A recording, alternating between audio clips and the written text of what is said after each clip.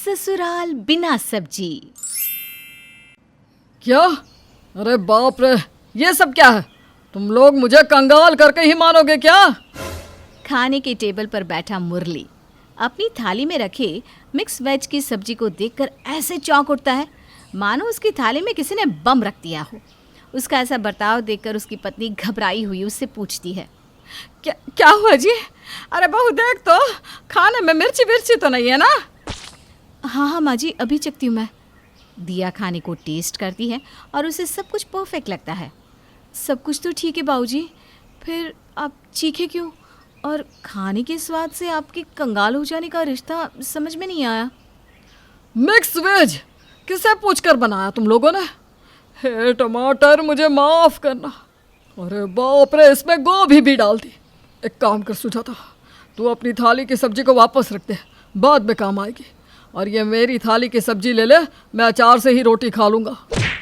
अरे पर ऐसा हुआ क्या है बाबूजी, आप ऐसे क्यों कह रहे हैं? इनके तो खून में ही कंजूसी है। आपको जो खाना है खाइए। शादी की पहली रात से इनका यही ड्रामा है। तू टेंशन ना ले बहू, आराम से खा। सुजाता ये कह रही होती है तभी पड़ोसन रमा वहाँ आ जाती है और उनकी थाली के मिक्स वेज को देखकर कहती है, चद्दर ओढ़कर घी पीने वाले तो आप ही निकले मुरली भाई साहब। यहाँ लोग एक सब्जी नहीं खा पा रहे और आप लोग मिक्स वेज खा रहे हैं। अरे तो इसमें क्या हो गया रमा बहन? बाहर मंडी में तो जाइए बहन जी, सोने से महंगी बिक रही है सब्जियाँ। 200 रुपये टमाटर, 400 रुपये मिर्ची और गोभी तो ऐसे छिपके बैठी रहती है मानो हम चुरा ही लेंगे।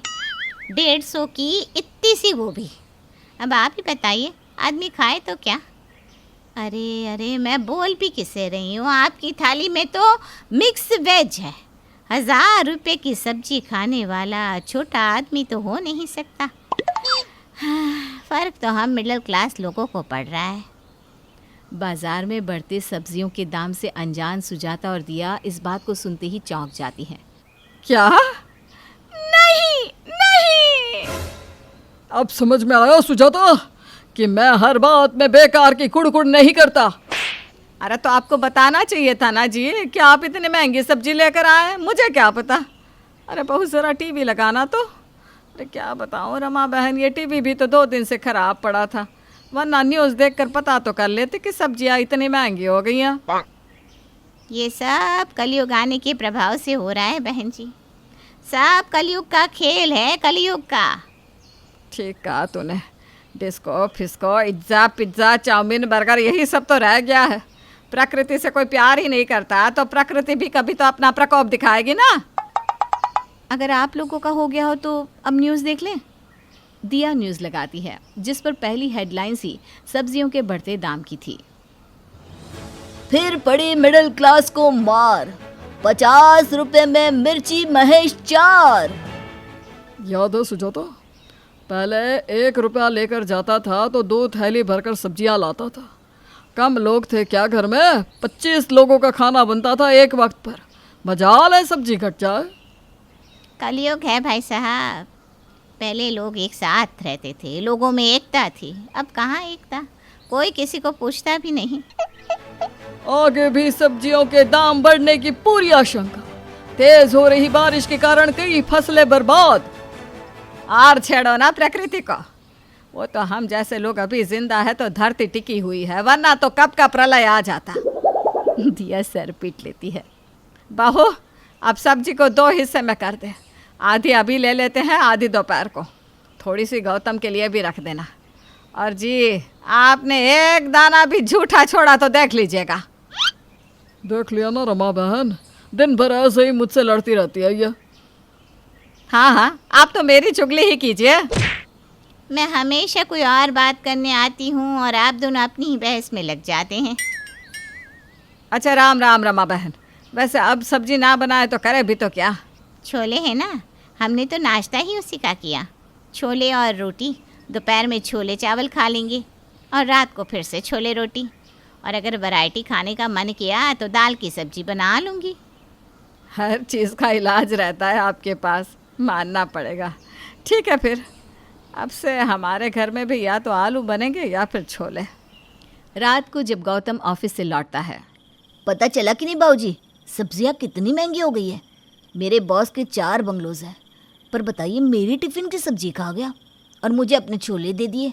हद है, इतने पैसे हैं फिर भी इतनी कंजूसी। आज पूरे ऑफिस में सबके टिफ़िन में छोले ही थे। यहाँ भी छोले ही हैं गौतम साहब।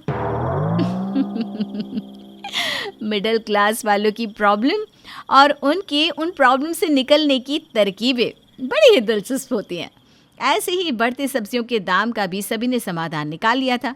सभी के घरों में घूम फिर कर एक छोले की सब्जी ही बनी रहती थी। उसी बीच मोहल्ले की रेशमा सभी के घर मिठाई का डिब्बा लेकर पहुंचती है।